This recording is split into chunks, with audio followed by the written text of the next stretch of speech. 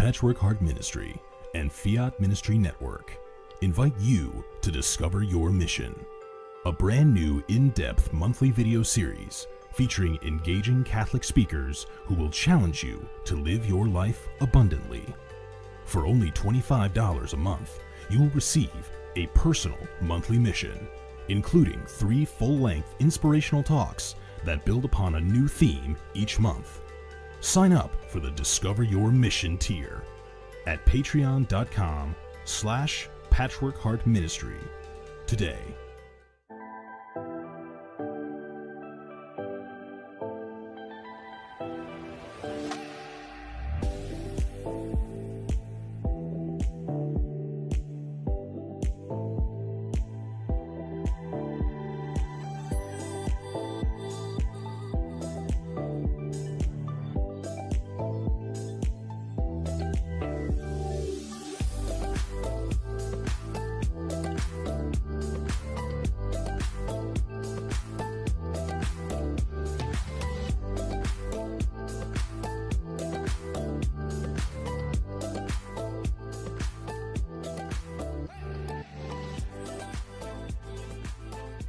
Fiat Ministry Network and Patchwork Heart Ministry present Journeys in Faith. Now, here's Anne DeSantis.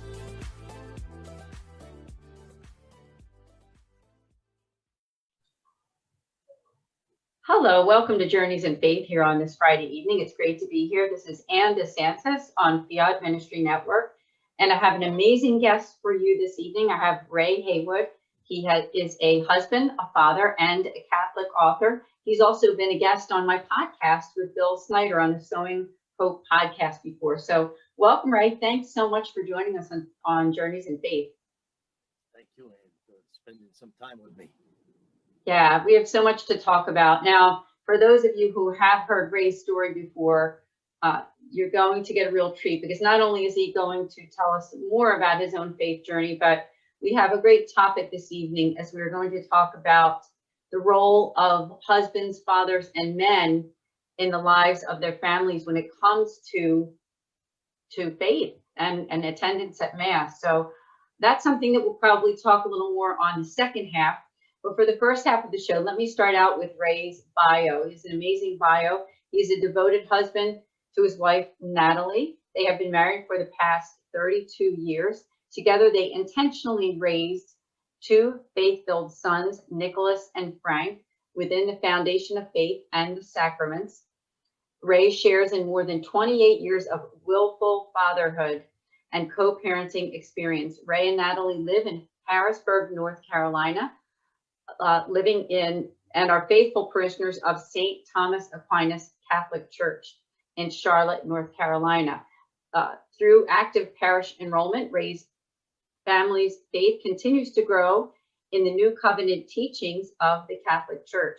He is devoted to handing on faith-filled gifts to all men of faith, wherever they may be in their faith journey. He finds this to be his call to action in his own faith journey.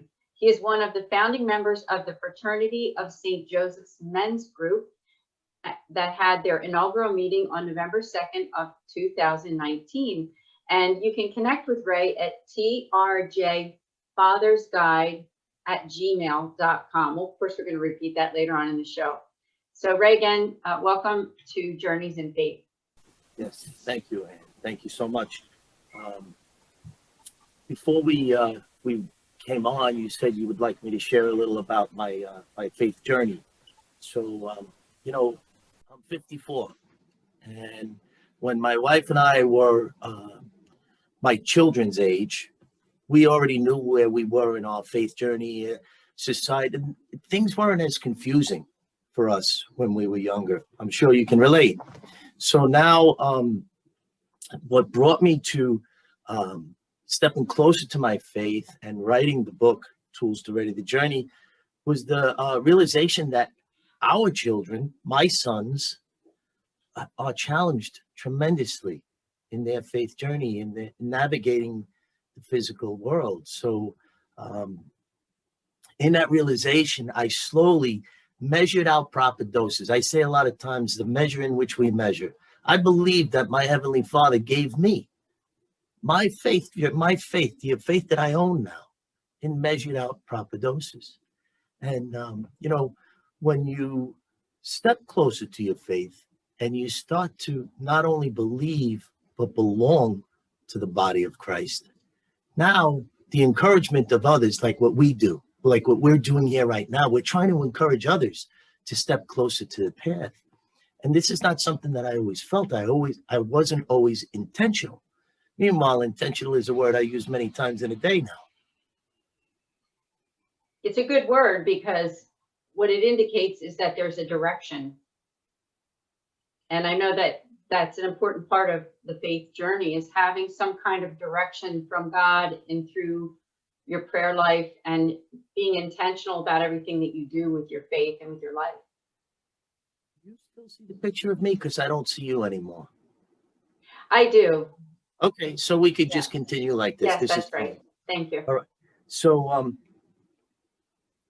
as all of the challenges came before my sons over the last, I would say, 6 or 7 years, I've become extremely intentional in finding simple answers, placing simple answers in front of my children so that they can navigate this crazy, chaotic, worldly narrative. For these young people, everything's up and down. There's no consistency, I did a talk with the UNC Charlotte Catholic Campus Ministry, and one of the things I was very intentional to share with them was that, my life is here. It's very, everything is close for me. So I live very consistently. I can navigate well. But, when you're young, it's hard to navigate. You have to try to find yourself and come closer. Yes, everything that you're saying is true, because first of all, just to address what you said before, that it is a different world than when you and I were. Well, as I was saying, it's that whole idea of being intentional, as you said, with the fact that it is a different world compared to what it was when you and I were younger.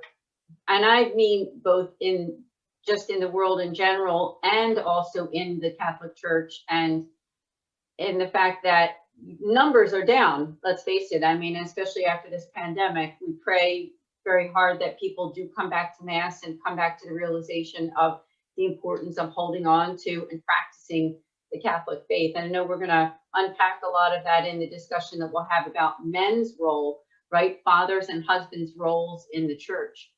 But let's backtrack, if we could, a little bit. You were talking about your own experience as a husband and a father, and also your faith journey. So take us back, if you could, to your own upbringing, and what was your faith like back at that time when you were being raised by your family? So beautiful. I come from my father, anybody in the community, everybody knew my dad, my mom.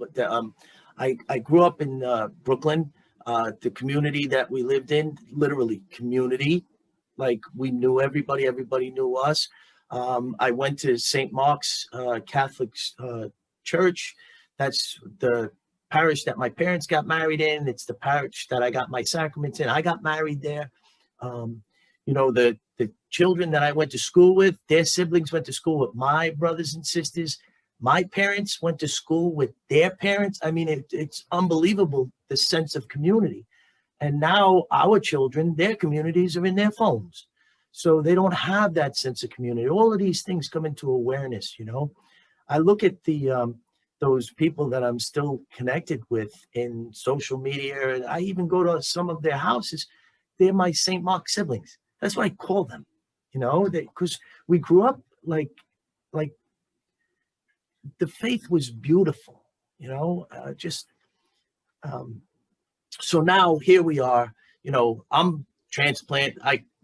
We raised our family for a little while in Staten Island. Then we moved to North Carolina in 2008, and we become part of a parish. My youngest son made his confirmation here. So things aren't as consistent for our children.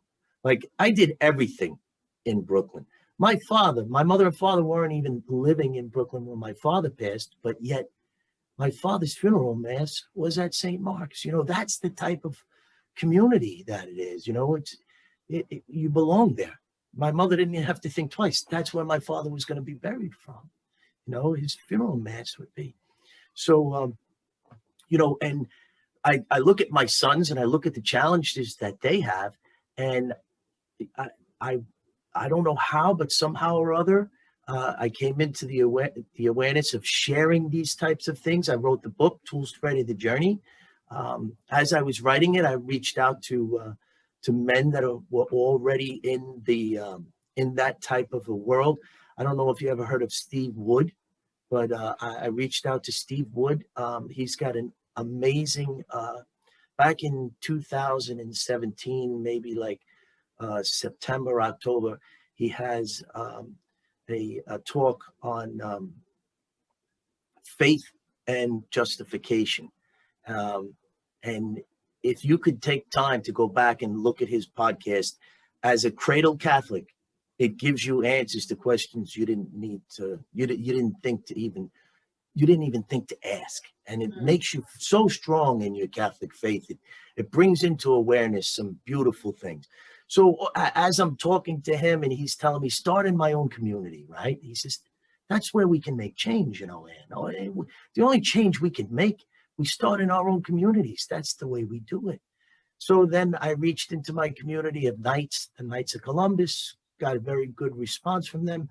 Then, you know, I reached out to my pastor, a couple of the leading men in my community, and they, along with we went to dinner one night. My pastor, Father Matthew Codd, he named the Fraternity of St. Joseph Men's Group that night. And then we started to assemble. We had a bulletin entry, and one of the people in the diocese goes to Mass at St. Thomas. They saw the bulletin entry on what we were trying to do, bring all men together of all ages, for us older men to reach into those younger men. Like, I want, as fathers, there's only so much we could do on our own. We need other men. Did you ever hear Bear Wozniak? He talks about uncling.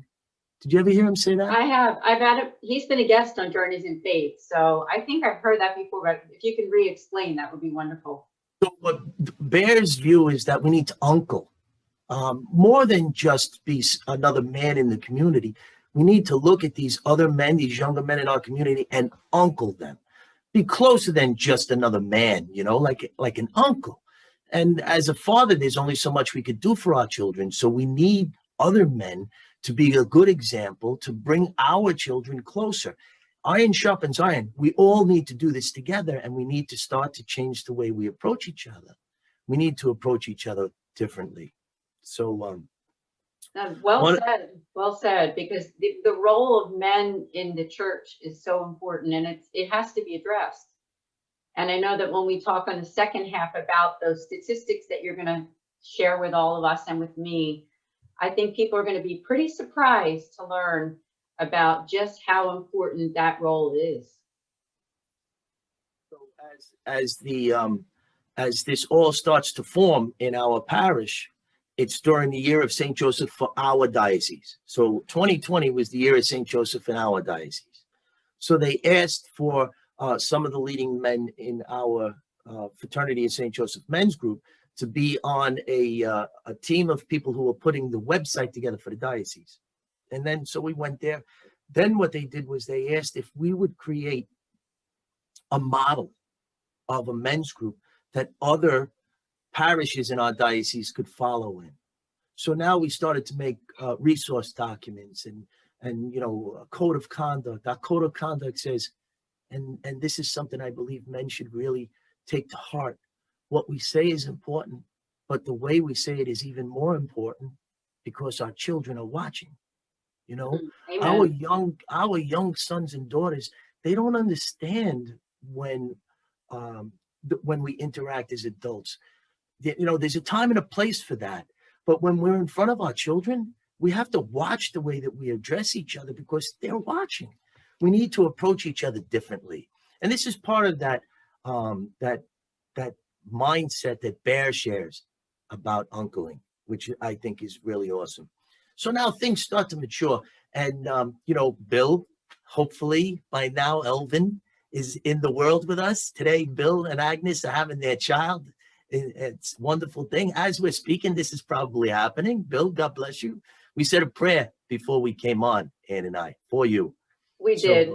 And I should address to our audience who don't know Bill personally, just from the podcast or from the shows, that Bill Snyder is the founder of Patchwork Heart Ministry, which if you go to the YouTube channel there, Patchwork Heart Ministry, that is where the Sowing Hope podcast is produced, as well as Bill's own personal podcast called Young Catholics Respond. He's a great friend of Ray Haywood's, and he's been on Bill's show many, many times. They communicate often. And Bill is a common friend of both Ray's and myself. So on this day, when we're pre-recording the show is coming out on Friday, which is the 7th of May. We're recording it on May 4th. This is the day that Bill and Agnes Snyder's son, Elvin Francesco, is being born. So we send our congratulations to Bill Snyder and Agnes Snyder for their baby boy, Elvin. And please do say a prayer for all those new dads and mothers out there too, right, Ray? I mean, we need to always pray for new families and for the example that we, as people who are older now, I'm in my 50s, so is Ray, now we can set an example for them just in the way that we have raised our own kids and how we live out our faith. And the intent that a young father has to have, because, when we were growing up, our parents could rest on their children will eventually get it, because there was moral fiber and family value in society. Society is upside down right now. There's no sense of morality. There's no sense of family value. Everything is askew, and it's intentional that it's askew. So our young fathers and mothers, they have to be way more intentional than we ever were, and they need to be aware. That's an awareness they need to share in. So anyhow, going back to how this all starts to build, so what happens next is Bill and I start doing podcasts on the book. It's amazing. Pete Sachs, another friend of ours, right? Pete does a book. He reviews the book, and he introduces me to Tony Agnesi, another friend of ours, right? And then Tony introduces me to Bill Snyder. And then Bill and I do a podcast, and we decide that we're going to do chapter discussions. And this is perfect because the book starts out with, before you can lead, you must first follow. And then it ends with, before you can intentionally lead, you must first humbly follow. And the messages and the journey in between brings you from that beginning to the intent and the humbleness, humility needed. It's a beautiful thing. So Bill and I start doing chapter discussions. It's on the trjfathersguide.com website. Each chapter has a podcast with Bill and I on it. And on our chapter 5 discussion, it comes into view of paternal leaders. And now, so this comes in, Bill and I, we breathed this into, just like anything else.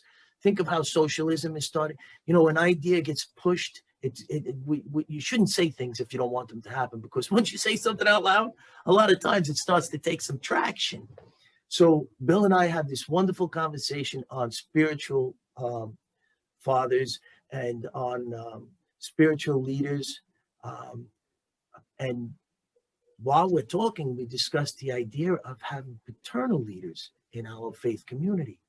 So what the idea of a paternal leader is just the same way that our children interact now. Their communities are on their phones. It's a listing that's on the, for us, the stacharlotte.com.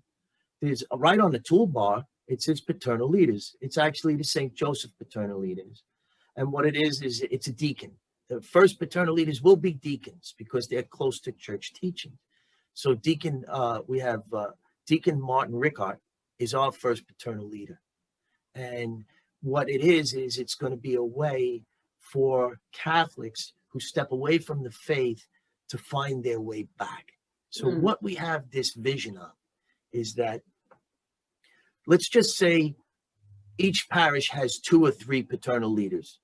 And now as this grows, on the diocese website, all of the parishes will have paternal leaders. So maybe there's 30, 40 different paternal leaders to go and look through. For someone who's trying to find their way back, they could see and read little bios on each one of these deacons, and they could find who they align with, and they could reach out to that person. And the best part about this is that it's going to be a tool of reach, because as we put this into our faith communities every year around the Feast of St. Joseph, our pastors will reach out into the congregations and tell them about these things, these resources. And what'll happen is our young souls sitting in those pews, they'll hear this every year, year after year. And now, when I was younger, I stepped away from my faith. But back then we got married young. So my wife and I, we needed to get ready to share in the sacrament of marriage. So we needed to go to pre-Cana. And pre-Cana is what brought Natalie and I back to our faith. We started to go back to Mass. That moral posture and that family value that was much part of society back then, we wouldn't ever think of it as just a requirement that needs to be met. When we looked at our faith, and I'm sure you could understand what I'm saying, back then, you didn't just go through a routine. I mean, if you were going to do this, if you were going to understand the sacrament of marriage, the vocation that goes along with it, you're not going to tell the priest you're going to Mass if you're not going. So we started to go back to Mass. But now our children, they just don't get married young anymore. So yes. This tool, not only this, I'm going to explain one other one. This tool will act as an innate way for them to understand how to come back to the faith. Now, we're talking children 6, 8, they start to hear this year after year. So it may not be a moment right now, but later on, this tool of reach is going to come into play. The other thing that we're introducing is called the St. Joseph Devotional Meeting. And what that is it's a way for somebody who's having a problem in their family. They don't want to call up the secretary and say what the problem is. So what they do is they just call up and say they need a St. Joseph devotional meeting. Now, the pastor, the priest, whoever it is that they're going to speak with, understands that there's something going on in the family. That's what the discussion is going to be about, and they know how to prepare. But yet, that initial call is going to be placed, because that anxiety, that angst about calling and having to say the reason why, what is this person going to ask me on the other side of the line? It's taken out of the context. Because all you have to say is, I need a St. Joseph devotional meeting. And these are just two examples of the different resources that we have. We have Assembly of Men, Code of Conduct.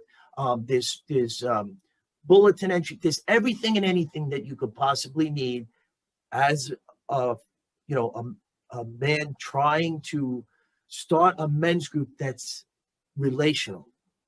And, I did a podcast with Bill and Deacon Martin and I on presenting St. Joseph paternal leaders to other deacons in our diocese. And one of the things that Bill said, he's on fire, that guy. So yeah. What Bill said was that this men's group is different than others because it goes out and it reaches into the community in a way of building relations. You don't have to be part of this men's group is not about being part of it. It's actually training and guiding and encouragement, which we're all doing, for men of the men's group to reach out into the community, reach out to those young men, tell them that we're here, start to become fathers again, start to reach in and make, sorry about that. That's okay. Part of life, right? We're just living life. That's here. Right. Exactly. No, I mean, I think it's beautiful, everything that you've said so far, because what I'm hearing is that it's about Catholic mentoring and taking it very seriously out into the community and living it and being a real support system that does outreach. And I think that is beautiful. And I love the idea. I don't remember what it's called. You said it a few moments ago about that call that someone can make and say that they would like to request the St. Joseph's meeting, right? Joseph devotional meeting. Devotional It's meeting. as simple as that. That is And- beautiful. And the St. Joseph Paternal Leader is going to be someone who is it's going to act as a bridge between our spiritual fathers and our fallen away brothers and sisters. Because this world, it demonizes our spiritual fathers. So for a fallen away Catholic who's listening to the narrative of this world, this secular worldly narrative that's constantly bombarding them and placing wedges between them and their Catholic faith, the paternal leader is a step closer. And what the paternal leader will do is bring them to the spiritual father. And that's his job. His job is to reach in and to bring that person back lovingly, with humility, all these things that we're not reflecting well. As men, we're doing a lot of mirroring. We're not reflecting well. We're doing mirroring. So this, the Fraternity of St. Joseph Men's Group, if you were to read the documents, the resource documents, you'll see that all of everything, most of it is that we have to start to reflect well as men. And this is going to be a great segue into the next part when we talk about, bringing our families back to church. Well, I just want to thank you so far for sharing. And you yourself are just an authentic Catholic who really loves God, and you want to do something about it to bring faith to others. And I love everything that you've talked about so far. Now, I want to mention also on the topic of the St. Joseph's devotional meeting that you talked about, there's another resource that I just want to make a shout out to our audience here, which some of them already know about, but the foundation that I represent is the St. Raymond Donatus Foundation, and we offer something called free pastoral accompaniment sessions with a Mercedarian friar, which is the religious order that I'm affiliated with.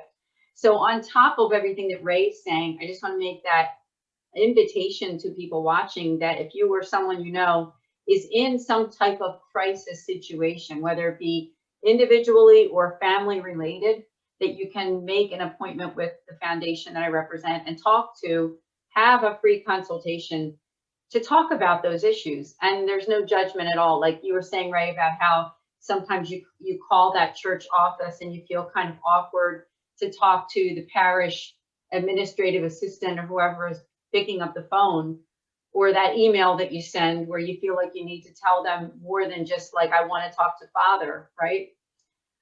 When you reach out to us, or when you reach out to what Ray is discussing with you, there is no any type of having to worry about that it'll go any further. So I just want to mention that if you want to make that appointment with us, that you go to knonatus.org on our website.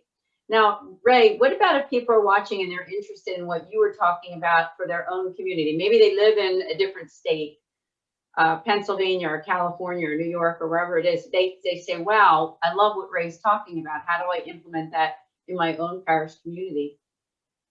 What I have to do is go to fsjjourneyman.com. And if they were to go to Fraternity of St. Joseph Men's Group, that's all they would have to look up. You go on to any search engine and you just put in Fraternity of St. Joseph, it's going to bring you to all of it. We have a website. We have flyers, anything that someone would want. Now, I want to share, our sisters in Christ. We need us men. We need you to encourage us. You know how important your children are to you, and if what I'm saying to you is ringing true to you, then poke at your husband. We need you to push us to, a lot of us men are, we're adolescent in our faith, and something like the Fraternity of St. Joseph Men's Group can ignite them. Because if you go further, like let's just talk about the St. Joseph Paternal Leader. What's going to happen as this all matures in front of us? Our pastors are going to be able to turn to other men of goodwill in the congregation and say to them, I think you'd be a good fit to be a St. Joseph Paternal Leader. I want you to go to our diocese and I want you to get into one of the programs for the lay faithful and become a St. Joseph St. Joseph Paternal Leader. Now what's going to happen? Other men are going to hear, hey, Ray Haywood was asked to become a paternal leader. How come he was asked? So it's just, we're competitive as men. So now that's going to bring us closer.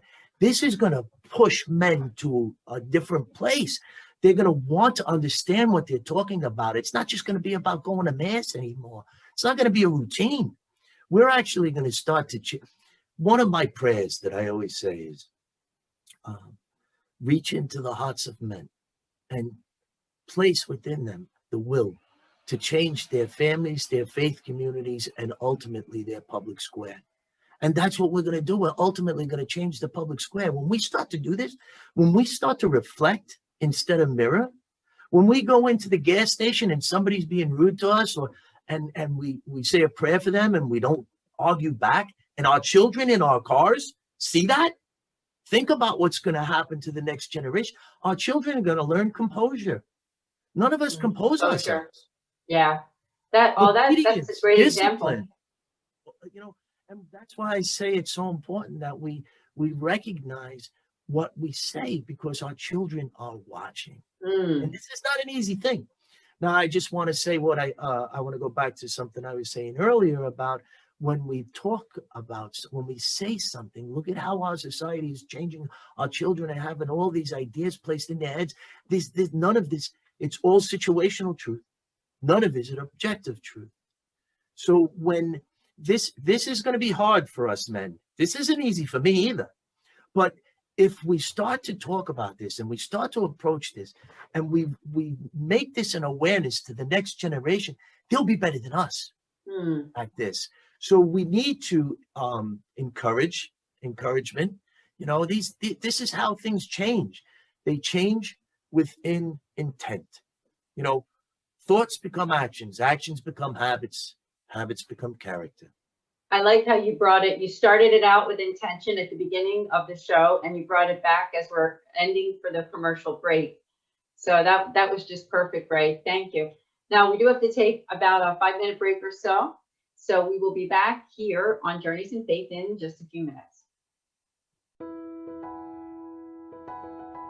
Hi, my name is Anne DeSantis, and I'm the director for the St. Raymond Nonatus Foundation for Freedom, Family, and Faith. You can learn about us on our website at nonatus.org. I'm here to tell you today about 2 great podcasts that I hope that you will tune in. The first Tuesday of every month at 8 o'clock, we have a podcast specifically for Catholics affected by divorce. From 8 to 9 p.m. Eastern, go to Philly Nonatus on YouTube to subscribe. In addition, we also have a podcast the last Thursday of every month.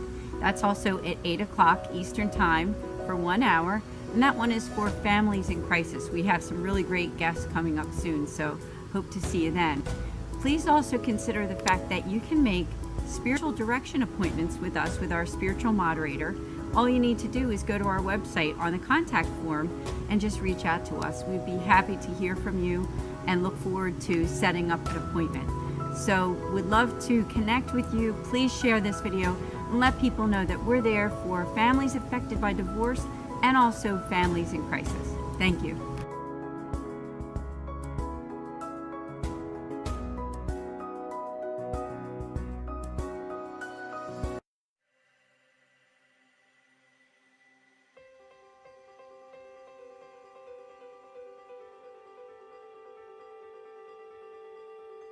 Patchwork Heart Ministry and Fiat Ministry Network present the Discover Your Mission series.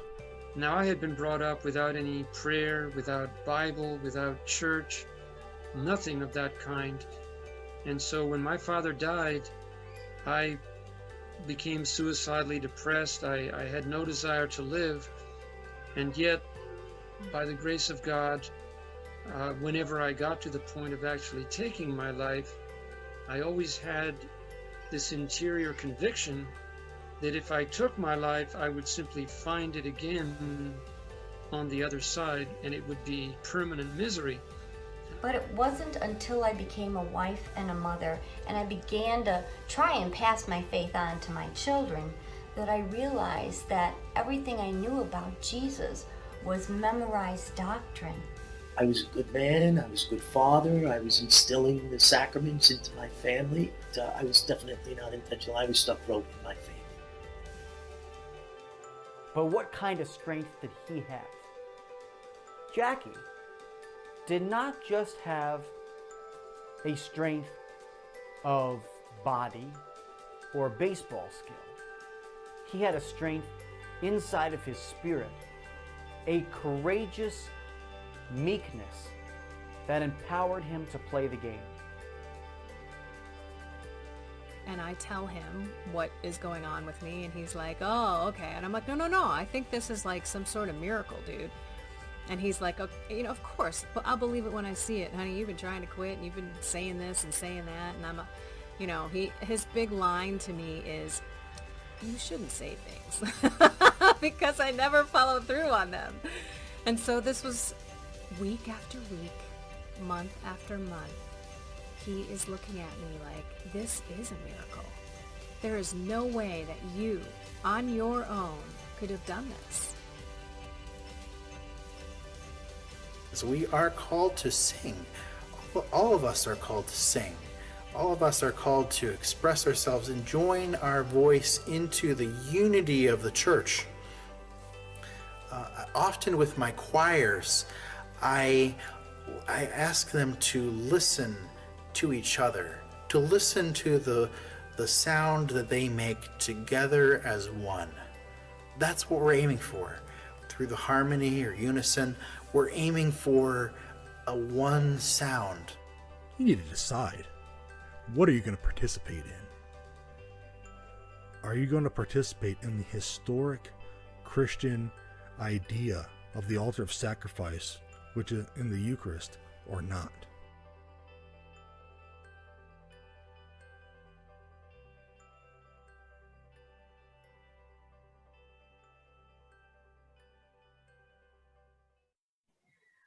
Welcome back to Journeys in Faith here. This is Anne DeSantis on Fiat Ministry Network.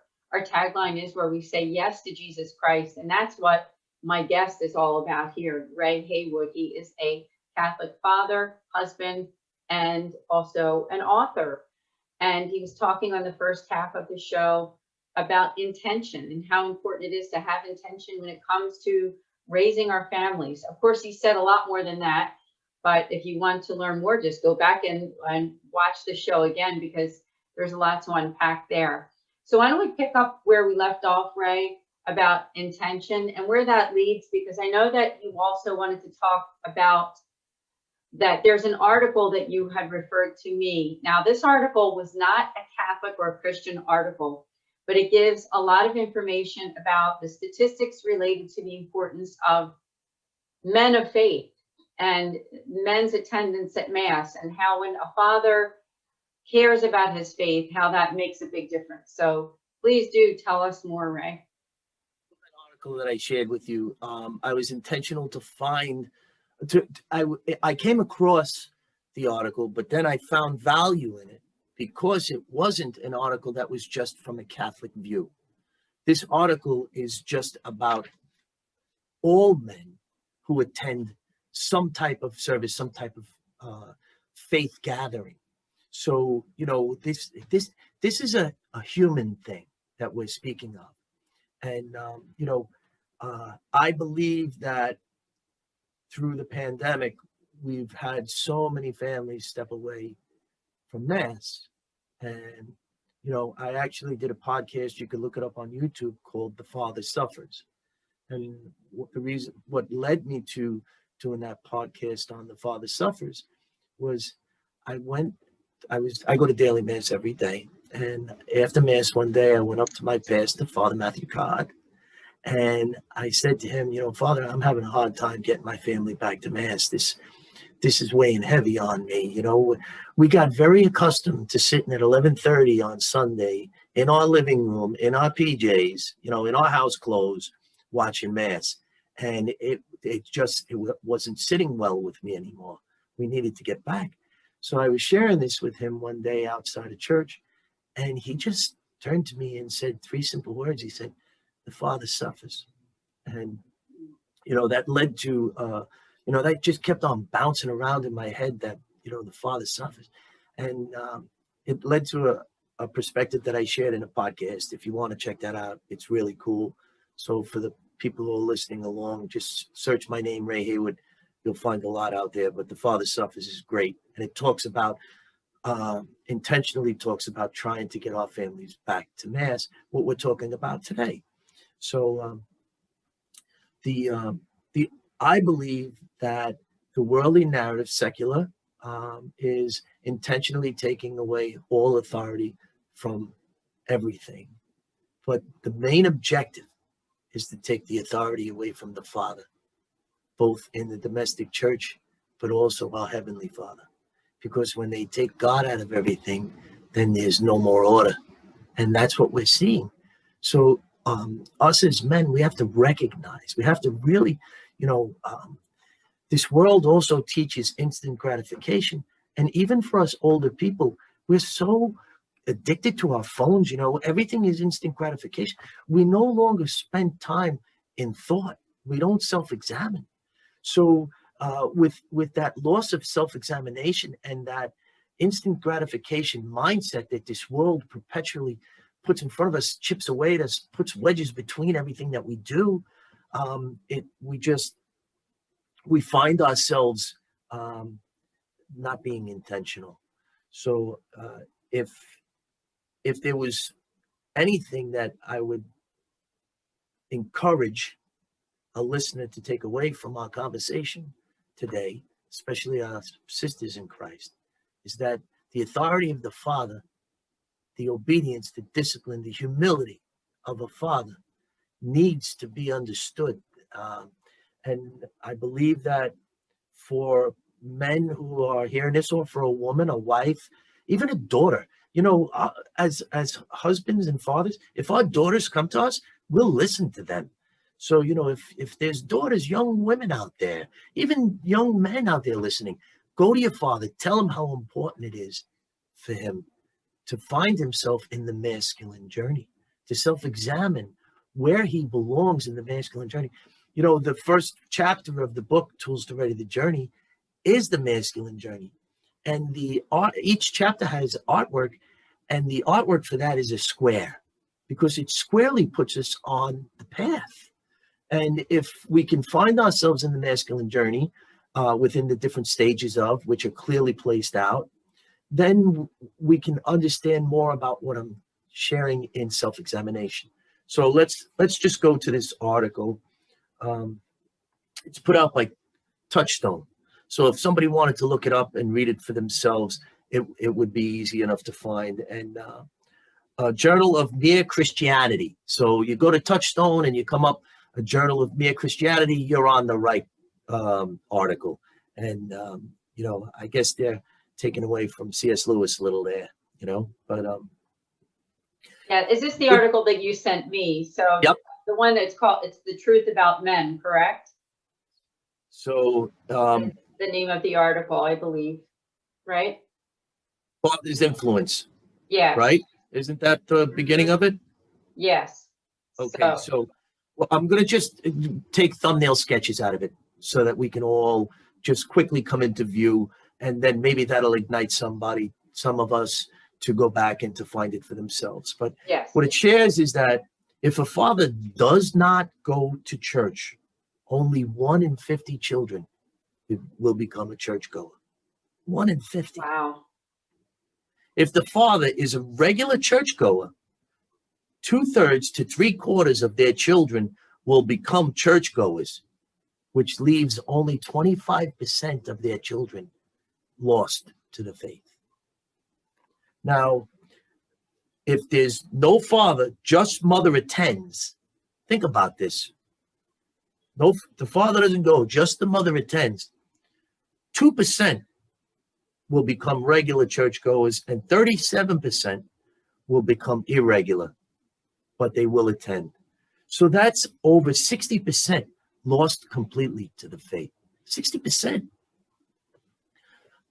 Now, I want to bring out another thing that was in the article that I found very interesting, is that non-practicing moms, the percentage of children that actually go to church, regular or irregular, goes up. And in the article, it talks about loyalty to dad. Let's put some perspective into that. Think about that. for a moment, where non-practicing moms, the percentage of children that attend as their adults goes up. Some type of a loyalty to the father. Interesting. Now, so there's another part of this that we discussed before we went on, Anne, and I think that this is something that we'll have a little bit of a conversation on, is dad's non-participation indicates to the children that church is not a real grown-up activity. And that's the reason why so few children go to church if their father does not attend. Think about that. You know, when I've tried to find something to be intentional in this conversation that we're sharing in today, and it taught me something too. You know, this encouragement that we have to reach into others. I found this article. It strengthens me. It strengthens you. But just think of the perspective. Think about self-examining the fact that our children, if we now, let's apply it to other things. The way that we treat our wives, or the way that we treat our in-laws or our parents. You know, do we talk ill of our parents in front of our children? You know, all of these things, you know, we could relate the influence that the father has with the activity of church with so many other things. And this is what we go back to, where the Fraternity of St. Joseph Men's Group is trying to reach into men and make them think and see and to self-examine how what we say is important, but the way we say it is even more important. You know, all of this comes into view if we put our phones down and we start to be intentional in self-examination.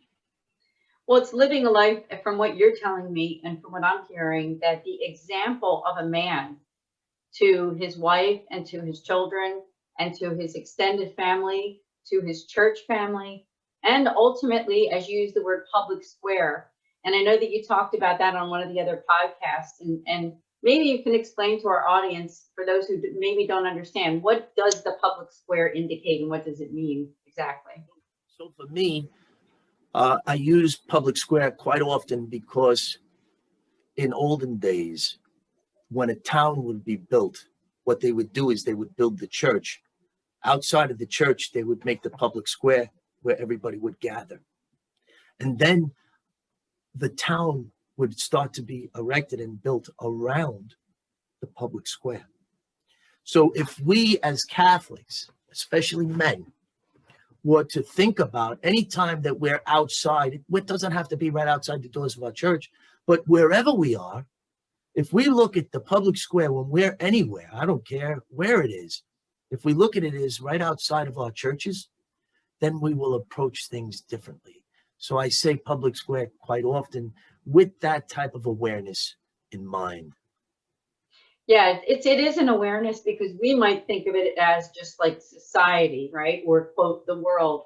But really the public square is a personal thing, because it's also your own community, right? It's the people that you interact with when you go out to the store, when you go out with friends of yours somewhere, or to some party or something, right? Or even when you go to church and you're outside of the church in the parking lot and you're talking to the people out in the parking lot before you go back to your car. I mean, I'm just giving some examples, but they're all the public square.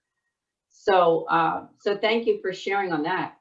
How about we take a little perspective in thinking about when we're getting onto a plane, how these people don't matter to us because we're never going to see them again, you know, and how people interact in that type of situation. They push people out of the way.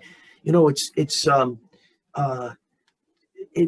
we don't conduct ourselves very well. And if we were to think and put perspective into any place that we are is right outside the doors of our church, then maybe we'll start to reflect instead of mirror. And our children will see that, and we'll change the trajectory for not only our faith communities, for our families, but also ultimately change the trajectory for our public square. This can all, happen.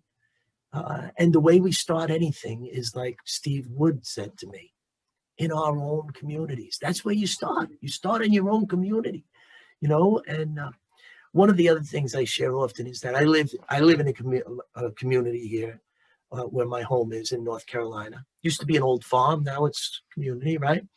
And before we get to Tom Query, the road, as people move in and out of the community, people will wave at each other. But as soon as you hit Tom Query and you turn out of the community, there's no more waving. So like, do we have good intent just until the front door of our house, or maybe where the road ends in our community? Think about that as, put some perspective into that, the way we conduct ourselves. That makes a lot of sense, because if you think about it, we have our personal relationship in prayer with God, and where God can speak to us through the Holy Spirit, and how we interact with our own families, the people that we live with in house, right? And then we have the extended family, and of course, neighbors and people at church. But really, your faith comes into play even in a greater way when it goes beyond those walls, like you said. It's when you go to the airport and you're standing there in line with all these people that you don't know. How are you going to treat them too? I mean, how are we going to react to people that we don't know? Are we going to care? So I think it's important that you brought that up, because our faith has to be more than just a small prayer that we say between us and God. We got to act on it, right? We got to care. We have to ask questions, and we have to be a good example and have intention, like you just said at the beginning of the show. I think that's a great word for everybody to think about after the show is over, is what is the importance of intention in your own life, whether you are a man, a husband, a father, or if you're a woman, single, married, wherever you are in your life, to have intention with everything that you do. So onto a plane, and getting onto a plane is where we can really start to hold ourselves in humility. The obedience and discipline that we were speaking about earlier. In order to interact with people who are pushing and shoving and don't care about you, and you still have some humility and have some composure, man, that takes obedience and discipline. Think about this. Now, if we have our family around us, even if it's like my son's 28 and 22, if they were to see me interact well, then that becomes part of their character. And this is how things cascade, and this is how we change the trajectory. So this is no small conversation we're having. This it is necessary. Not. It isn't.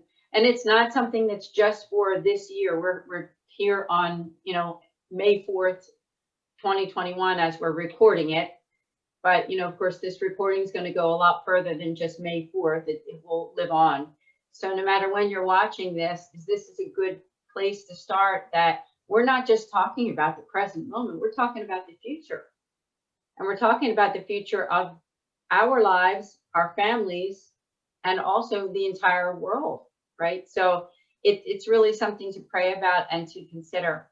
Now, as we got about 5, maybe 10 minutes left at the most for this show, Ray, I thought, can you share some godly advice for fathers that do want to grow, they do have a heart to want to make some changes? What are some simple things that you think that they can do to get on a better path? First thing that I always say to anybody, any man of any age, is to find himself within the masculine journey. Very, very, very, very, very important. When you can find yourself within the masculine journey and understand how that stage interacts with the people around you that you're accountable for, that you will be held accountable for by God, and these awarenesses come clearly into view for you, and there's no more confusion. All the chaos can be taken out of it. Finding yourself in the masculine journey is an extremely important thing to do for a man. Now, for a woman, to own and hold close God's given gift of being the heart of the family, which is so important. Our so many of our moms. I wanted to finish something up on that article about how church accepts fatherlessness. So many of our moms are single moms, and for their heart, there's something that's challenging to them, and for them to understand their role within God's gift for the family, of them being the heart of the family. Very, very important. Now, that segues into self-examination, because without self-examining ourselves in humility and finding ourselves in our faults and being able to love ourselves past fault and grow from our faults instead of making excuses for them, like what we do when we're young. Think back from when we're young, as 54 years old, I look back, all the excuses I made for faults that I had. Now, through self-examination and humility, when I find a fault of my own, instead of making an excuse for it, what I do is I try to grow from it. And so masculine journey, heart of the family, self-examination builds on those two things. And then, as always, one of the things that was said to me that I hold so dear now is that the only time we truly have peace in life is when we're in prayer. So if you don't have a prayer life, if you don't have the balance of physical, mental, and spiritual well-being to find the center in life, you're always going to be off balance. You have to have that prayer life. You have to have that. You have to nurture your spiritual life. Otherwise, you have a God-sized hole in you. And you need to be able to find that center. And, we're innately children of God.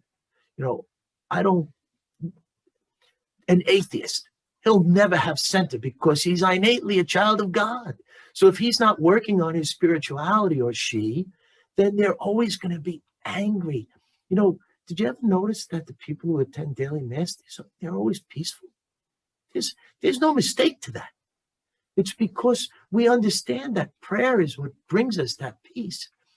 So one of the things I say to the kids in the Catholic campus ministry is that when you binge watch Netflix, do you go from episode 1 to episode 8?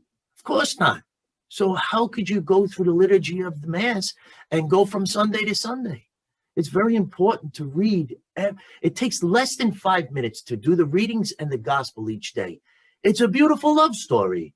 I mean, you have to take the time each day to self-examine the gospel the way that our church fathers so beautifully placed it out for us in the liturgy. Amen. So well said. I love having you as a guest, not only here, but on our Sowing Hope podcast. And you're doing really amazing work. Now, is your website, is it trjfathersguide.com? Okay, so I want to repeat that again, trjfathersguide.com. So please do check that out. Ray, any final words before we end?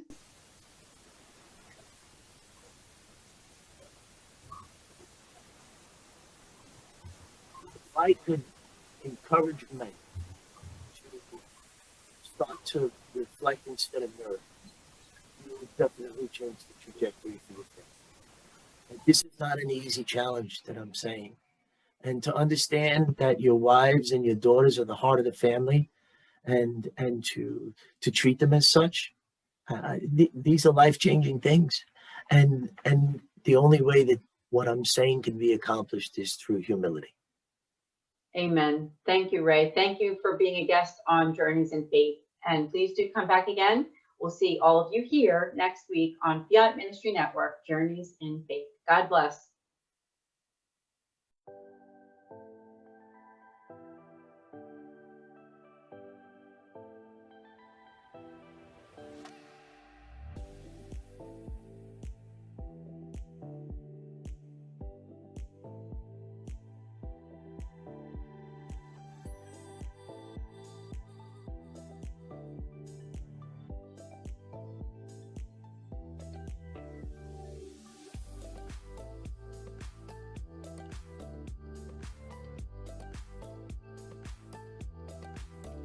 Journeys of Faith is a production of Fiat Ministry Network and Patchwork Heart Ministry.